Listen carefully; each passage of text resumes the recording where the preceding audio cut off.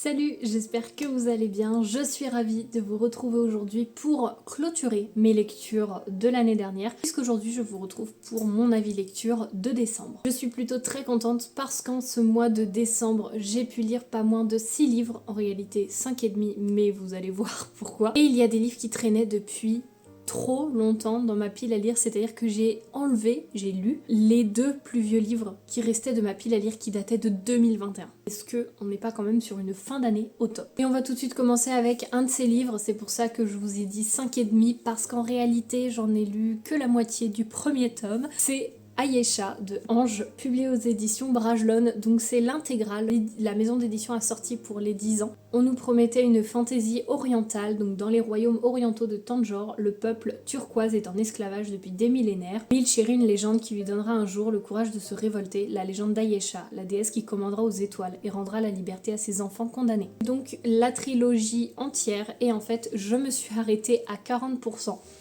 du tome 1 parce que vraiment je n'ai pas accroché du tout. On partait bien, enfin moi j'ai une fantaisie orientale, etc. Ça me tentait beaucoup. Après, est-ce que c'est parce que cette histoire est sortie en 2001 que du coup on n'est pas du tout sur le même rythme, ni la même dynamique de fantaisie orientale que l'on connaît?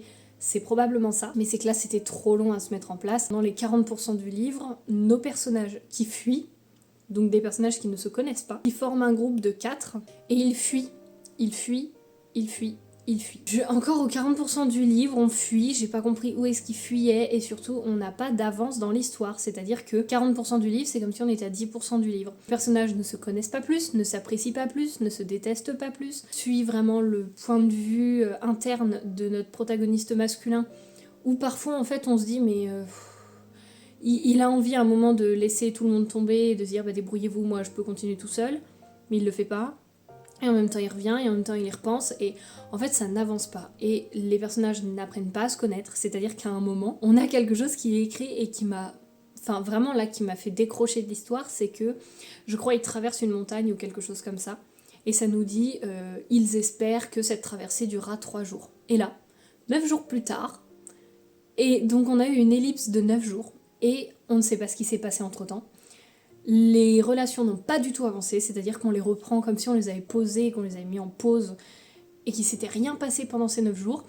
Vraiment, on n'a pas machin et machine se sont rapprochés, ils ont pu discuter et apprendre à se découvrir sur tel ou tel point. Non, vraiment. À un moment, ils vont dans un espèce de royaume ou dans un palais, il y a un bédouin, et j'ai pas compris, il arrive là un peu par hasard ou pas, je sais plus. Et c'est les grandes retrouvailles avec la princesse, etc. Il reste qu'une nuit. Le palais est vide, mais ils dorment tous à un bout de l'autre du palais. Enfin, j'ai pas... Je sais pas. C'était un enchaînement par moments d'action. Et en même temps, ça avançait pas. Et en même temps, je trouve que la construction des personnages et les liens entre eux n'avançaient pas. Et au bout de 40%, ils étaient toujours en train de fuir, et je me suis dit non mais à un moment il va falloir avancer dans l'histoire, là, 40%. C'est pas comme si je m'étais arrêtée à 20%, je suis quand même allée jusqu'à quasiment la moitié, et j'ai dit ouais non, non, j'y arrive pas. Soit il aurait fallu que je continue parce que ça se débloque peut-être après, soit c'est parce que, voilà, comme je vous dis, c'est une fantaisie orientale qui date de 2001, et donc la façon de construire l'univers n'était pas du tout la même, donc c'est sûrement pour ça. Mais c'est vrai que là j'ai pas du tout accroché. N'hésitez pas à me dire si vous l'avez lu, ce que vous en avez pensé. Mais pourtant c'est dommage parce que la couverture est très très belle et c'était une œuvre qui pour moi était prometteuse. Mais ça ne l'a pas fait avec moi, c'est pas grave. Nous allons continuer avec un tome 2 qui est en réalité un tome 1 mais que je lis en deuxième. Et là vous allez vous dire, qu'est-ce qu'elle nous baragouine? J'ai pu découvrir Sigurd de Federico Saggio qui est publié en auto-édition, enfin en réalité dans la maison d'édition Cavalier seul, mais vu que c'est une maison d'édition qu'il a montée lui-même, on peut dire que c'est de l'auto-édition puisqu'il s'est édité lui-même. Donc c'est de l'auto-édition. Nous sommes dans de la mythologie nordique, et en fait, pourquoi je vous dis que c'est le premier mais qu'en réalité je l'ai lu en deuxième, c'est parce que Valkyrie, qui est sortie en troisième, est en réalité une histoire qui se passe avant. Donc on m'a conseillé de lire Valkyrie avant, et ensuite de commencer la saga dans le bon ordre, on va dire.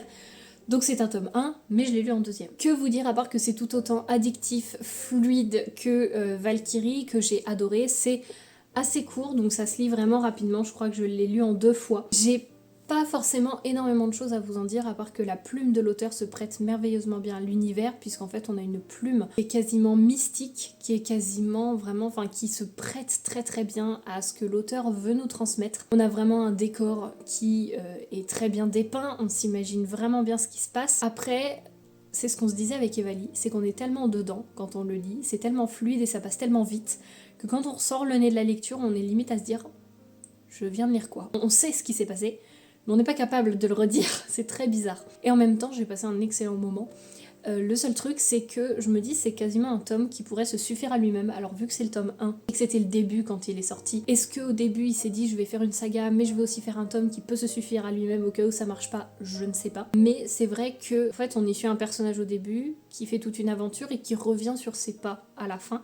Comme si en fait il bouclait sa propre histoire. Donc pour moi ça peut limite se suffire à lui-même. Je sais pas si c'est très clair. Mais en tout cas, c'est une très bonne lecture, c'était très fluide et j'ai beaucoup aimé. J'ai pas grand chose de plus à vous en dire parce qu'en fait on est vraiment sur de la mythologie nordique. Alors si la mythologie nordique peut vous plaire, ça peut que vous plaire. Voilà, il fait 238 pages, donc autant vous dire que ça se dévore. Foncez vers celle-ci, vraiment. Ensuite, un roman qui a été un coup de cœur pour beaucoup de personnes et pas pour moi, mais qui reste quand même une très belle lecture. C'est Betty de Tiffany McDaniel aux éditions Totem, donc dans la collection Totem, mais les éditions c'est Goldmeister si je ne me trompe pas. C'est écrit: ce livre est à la fois une danse, un chant et un éclat de lune, mais par-dessus tout, l'histoire qu'il raconte est et restera à jamais celle de la petite indienne. Il y en a beaucoup qui ont eu d'énormes coups de cœur dessus. Moi je vous avoue que j'ai passé un excellent moment. Mais ce n'est pas un coup de cœur. C'était pas non plus pour moi un livre qui m'a bouleversée. Il y a des événements qui vont me rester en mémoire. Le personnage du père, je l'adore. On est sur une histoire de fratrie, de lien très fort entre des sœurs, mais également avec des frères. On y aborde le handicap, la maladie, la différence, la diversité, le fait d'être accepté ou non, que ce soit dans sa propre famille ou même à l'école. On y voit la puissance de cette différence aussi. Pour moi, c'est pas, comme je vous ai dit, un coup de cœur, mais c'est une histoire qui reste vraiment vivante. Et comme je vous ai dit, j'ai adoré le personnage du père, qui m'a vraiment marqué, mais à son opposé, la mère m'a aussi marqué, mais d'une toute autre manière. Et c'est ça aussi, je trouve, la force de cette famille, c'est que chaque personnage va nous marquer avec plein de... Enfin, tous avec leurs trucs différents. Et par contre, on se dit, mais mon Dieu, mais dans cette famille, il y a une malédiction, c'est pas possible. Je vais pas vous raconter ce qui s'y passe, mais on est vraiment sur une histoire où notre personnage fait preuve d'une résilience énorme. En tout cas, on y voit aussi l'importance de la nature, l'importance de la culture, l'importance de la connaissance et de la tradition, de la transmission, de tout ça.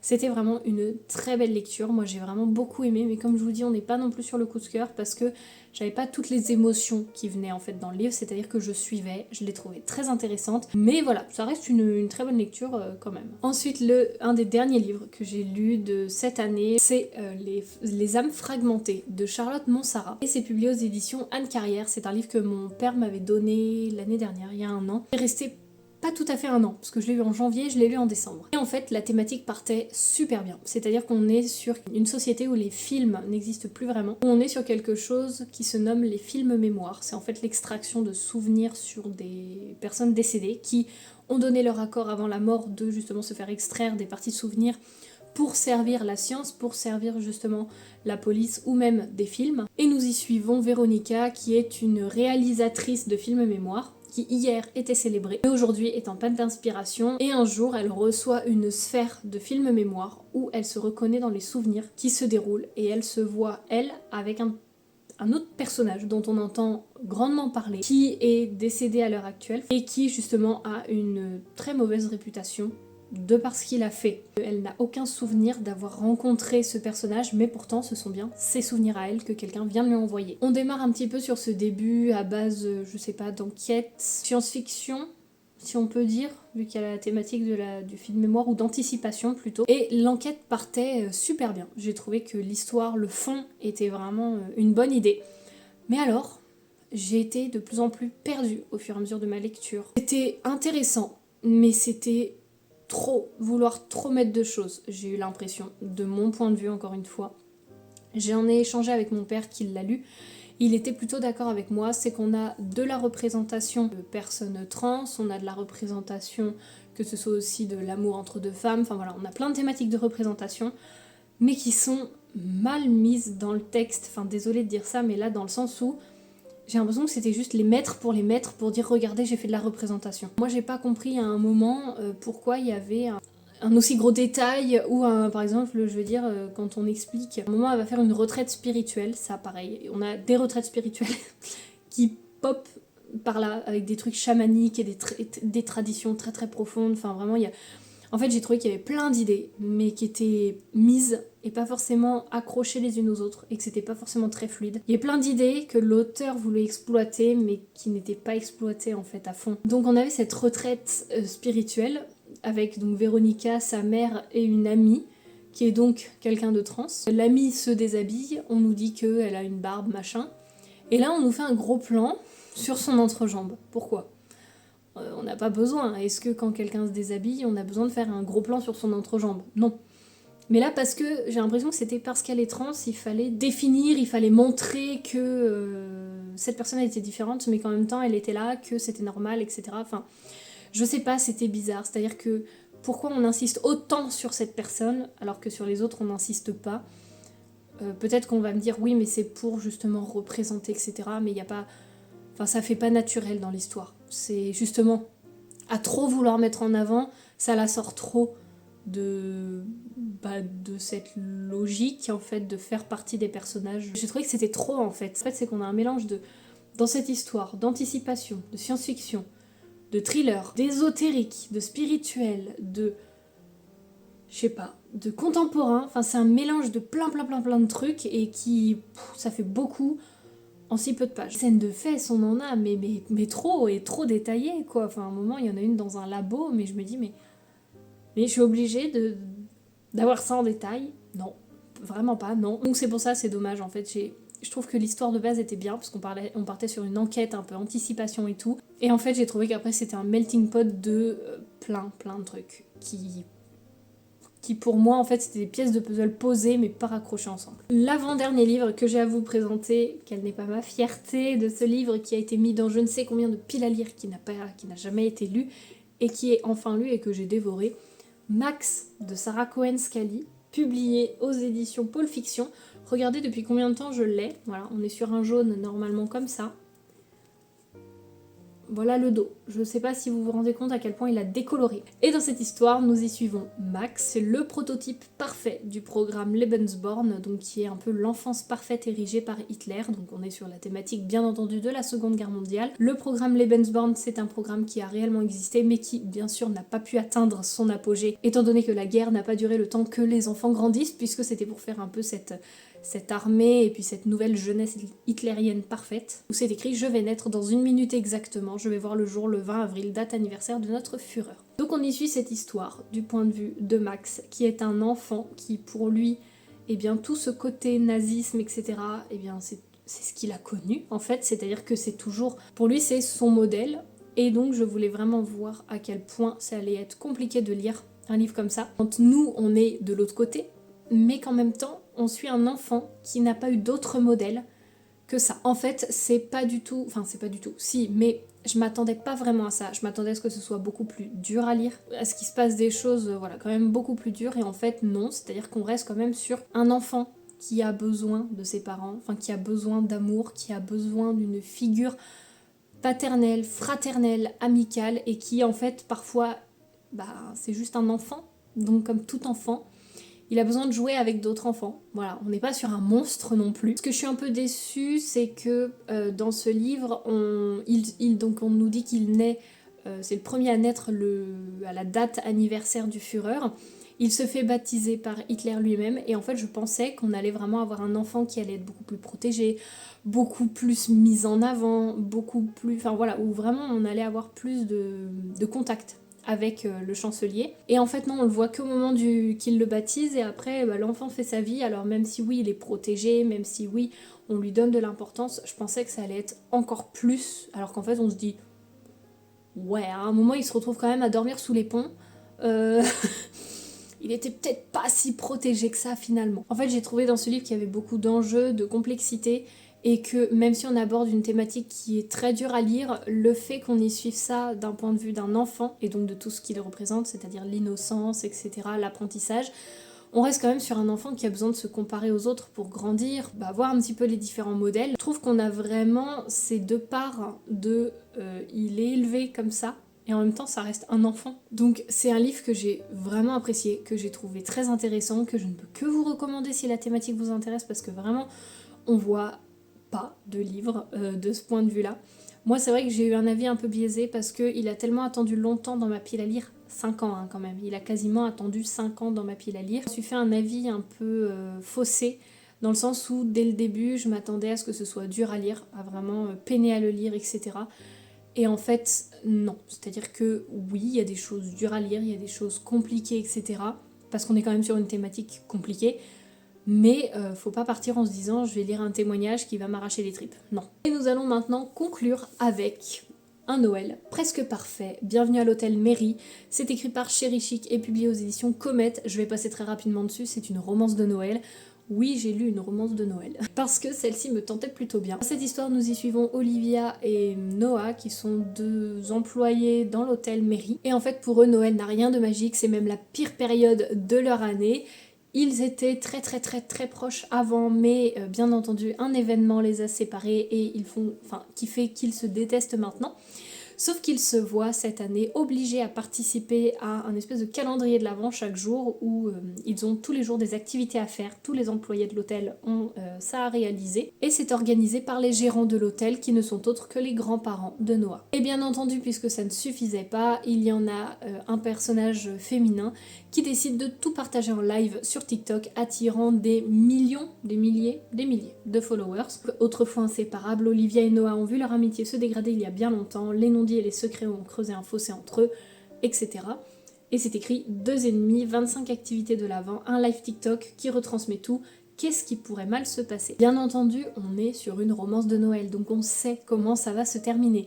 C'était mignon, c'était attendu, il n'y avait pas de grande surprise. Je me suis prêtée au jeu, c'est-à-dire que voilà, j'y allais vraiment comme si je regardais un téléfilm de Noël, c'est-à-dire tu sais comment ça va se terminer, mais c'est pour te mettre dans l'ambiance de Noël. Et en fait, moi je l'ai lu vraiment comme si c'était un calendrier de l'Avent, parce que chaque jour on avançait, voilà, dans les jours, par exemple là 13 décembre, et donc j'avançais au fur et à mesure, je lisais la partie du jour où on a l'histoire qui nous est contée du point de vue d'Olivia et Noah, on voit vraiment les deux points de vue. Le seul truc que vraiment, s'il y a un truc négatif que je pourrais dire, c'est qu'il y a une scène de fesses explicite, mais trop explicite. Dans une romance de Noël, en plus jeunesse comme ça, jeunesse. On est sur des personnages qui ont 25 ans à peu près. C'est écrit dans les trigger warnings du début. C'est dit, cet ouvrage contient une scène de sexe explicite, mais c'est que là, en fait, je vois pas l'intérêt. C'est-à-dire qu'on peut nous la suggérer, on peut nous dire qu'il y en a une, que là, non, c'était détaillé de ce qu'il faisait, et j'ai pas compris, en fait, Pour moi, encore une fois, moi qui ne suis pas très romance, non, on peut pas rester sur quelque chose de soft, et j'ai trouvé ça dommage de se voir quasiment obligé de rajouter une scène pour dire qu'il y en a une, même si c'était écrit. En fait, je me suis dit je vais voir comment elle est abordée, et en fait j'ai pas compris pourquoi. Elle n'aurait pas été dans le roman, ça n'aurait rien enlevé du tout au roman, au contraire, ça aurait continué dans la fluidité, que là j'ai trouvé justement que ça faisait un hic qui matchait pas trop. Si jamais pour l'année prochaine ou même là vous avez envie d'une petite romance de Noël, même si je la présente un peu en retard, je vous avoue, mais en même temps je l'ai terminée le 25 décembre, donc je ne pouvais pas faire mieux. Je trouve que ça peut être plutôt sympa à découvrir, parce qu'on a à chaque fois une petite activité, même si, on va se l'avouer, la relation prend plus le pas que l'activité en elle-même dans l'histoire. Voilà pour ce qui est de cet avis lecture, qui est le premier de l'année, mais en même temps le premier qui clôture, disons que c'est pas l'avis lecture de janvier, mais je rattrape celui qui me restait à rattraper. En tout cas, j'espère que cette vidéo vous aura plu. N'hésitez pas à me dire si certains de ces livres, vous les connaissez, vous les avez lus, ils sont dans votre pile à lire, votre wishlist, ou que vous ne voulez pas les lire. N'hésitez vraiment pas à m'en faire un retour. En tout cas, je vous remercie d'être allé jusqu'au bout de cette vidéo. J'espère que vous aurez passé un agréable moment. Et sur ce, moi je vous dis à la semaine prochaine pour la nouvelle vidéo. Et d'ici là, je vous souhaite de faire de très belles lectures. Salut!